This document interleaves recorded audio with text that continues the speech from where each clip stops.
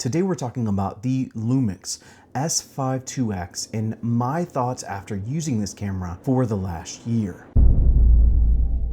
Now, around this time last year, I purchased my personal Lumix s5iix and had the opportunity to test it out beforehand thanks to Lumix, but I ended up picking up my own personal copy of the camera, and I have been using it on various projects over the course of the last year. And so what I want to do with this video is basically give you guys a rundown of some of my likes and dislikes with the Lumix s5iix in a long-term scenario. And so let's dive right in talking about one of my first likes, and that is obviously autofocus. Honestly, this camera has made me appreciate a good autofocus lens because before this camera, I really didn't use autofocus lenses because I primarily used cameras that didn't have great autofocus. Now, something right away that I don't like and I'm not a huge fan of, the focus magnification on the s5iix is really soft. And I've actually told Lumix about this and they're very aware of this fact. And so while my manual lenses don't get a ton of love,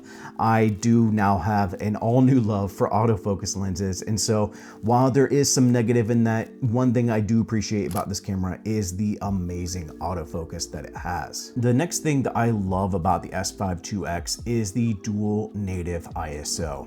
This is actually one big reason while I was kind of debating if I wanted to sell my s5iix and pick up a Lumix GH7 because of all the things that the GH7 offers. One of the big standout features that kept me with the s5iix is the dual native ISO and the ability to have really good low light performance with this camera. The next thing I love about the camera is the ability to shoot ProRes to an SSD.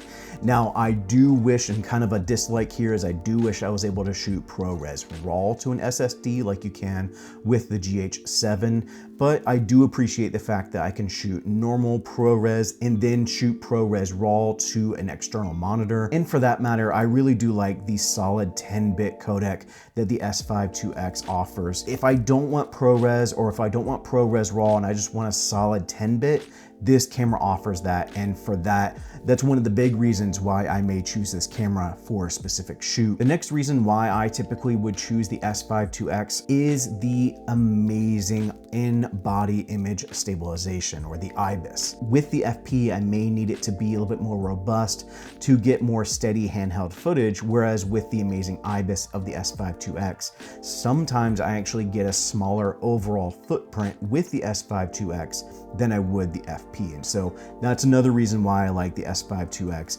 is for the amazing IBIS. Now, one of the things that I appreciate about the s5iix, and it's a smaller feature, but is actually one of the reasons I chose to stay with the s5iix versus purchasing the GH7, and that is dual SD card slots. With the podcast that I produce, some of our episodes go longer, and so being able to have just 2 SD cards on hand to record longer and basically have my s5iix feed into the other SD card when the first SD card runs out, again, is just something that personally helps me out. If we're talking about expensing SD cards, I can convince my company to expense a $20 SD card versus a little bit pricier of a CF Express card. Now, talking about price and kind of value for money, one of the things I love about the s5iix is that you do get an amazing camera for a crazy low price. The fact that this camera can be had for under $2,000 and doing everything that it can do just kind of blows me away. That kind of goes into the question of, after a year of using this camera, would I still recommend it? And I'm going to go ahead and say absolutely. I can say with confidence, after a year of using this camera, if you're looking for a solid camera, a camera that you have all the tools you may need to get the job done, I would absolutely recommend to check out the Lumix s5iix. And so that's it for me. I hope you guys enjoyed the video. If you do have any questions about the s5iix, or if you want to talk about some of your favorite features or some of the things you would like to see out of the camera, let me know in the comments below or reach out to me on Instagram and we can start a conversation there. As always, thank you for joining. Go and find your journey. Go embrace life.